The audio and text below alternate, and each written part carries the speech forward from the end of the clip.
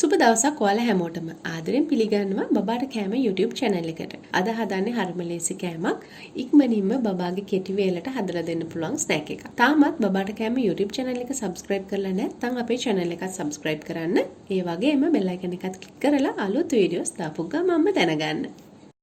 අපිට ඕන වෙනවා පාන් පෙති කීපයක්. පාන් පෙති වල වාටි කපලා ගන්න. දැන් අපිට පුළුවන් පාන් පෙත්ත කැමති හැඩයකට කපා ගන්න. මේ විදිහේ දිග තීරු විදියට හරි පොඩි කොටු විදියට හරි අපිට මේක කපා ගන්න පුළුවන්. ඉතින් මම හිතුවා මේක පොඩි කොටු විදියට කපා ගත්තොත් හොඳයි කියලා. දැන් පෑන් එකට බටර් ටිකක් දාගන්න. බටර් එක හොඳට දිය වුණාට පස්සේ පාන් කෑලි ටික මේ විදියට බටර් එක උඩ අතුර ගන්න ඕන. මේ විදියට පෑන් එකට පාන් ටික දාගත්තට පස්සේ පාන් හොඳට බටර් වලින් ටෝස්ට් වෙන්න ඕන. පාන් කෑලි හොඳට රන්වන් පාට වෙනකල්. මෙන්න මේ පාටට පාන් ටික ටෝස්ට් වුණාට පස්සේ මේ ටික අයින් කරගන්න. දැන් අපි ආපහු පාන් වල අනිත් පැත්තත් ටෝස්ට් කරගන්න ඕන. ඒ වෙලාවේදී ආපහු බටර් ටිකක් දාලා කලින් විදියටම පාන් කෑලි ටික අතුරගෙන අනිත් පැත්තත් හොඳට ටෝස්ට් කරගන්න. මේ විදියට පාන් කෑලි ටික ටෝස්ට් වෙනකොට මම මේකට කුඩු කරගත්ත සීනි ටිකක් මේ විදියට උඩට දාගන්නවා. මේකට ඕගොල්ලන්ට සීනි රස අනුව ගන්න පුළුවන්.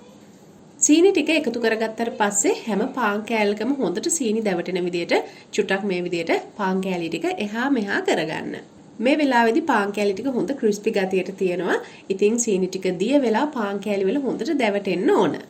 සීනි ටික දාගත්තට පස්සේ ගොඩාක් වෙලා මේක ලිපේ තියාගන්න එපා. තප්පර 30ක් වගේ ඇතුළත මේ වැඩේ ඉවර කරගන්න ඕන. නැත්නම් සීනි ටික වැඩිපුර කර වෙලා මේක තිත්ත රහට එනවා. සීනි ටික මේ විදිහට හොඳට පාන් කෑලි වල දැවටුණාට පස්සේ අපිට පුළුවන් ලිපෙන් අයින් කරගන්න. මේක හරිම අඩු වෙලාවකදී විනාඩි 5කටත් වඩා අඩු වෙලාවකදී හදාගන්න පුළුවන් රසම රස කෑමක්. බබාලට ඉඳලා හිටලා ඒගොල්ලන්ගේ ස්නැක් එකට මේ වගේ රසම රස කෑම වර්ග ඕගොල්ලන්ට හදලා දෙන්න පුළුවන්. මේක දෙන්න පුළුවන් වෙන්නේ නම් අවුරුද්දට වැඩි බබාලට විතරයි. ඒ වගේම මේක ඔයාගේ බබාට ලන්ච් බොක්ස් එකට උනත් ඉඳලා හිටලා හදලා දෙන්න පුළුවන්. හරි රස රෙසිපි එකක්. හරි ලේසියෙන් වෙලාව අඩු වෙලාවකදී බබාට හදා දෙන්න පුළුවන්.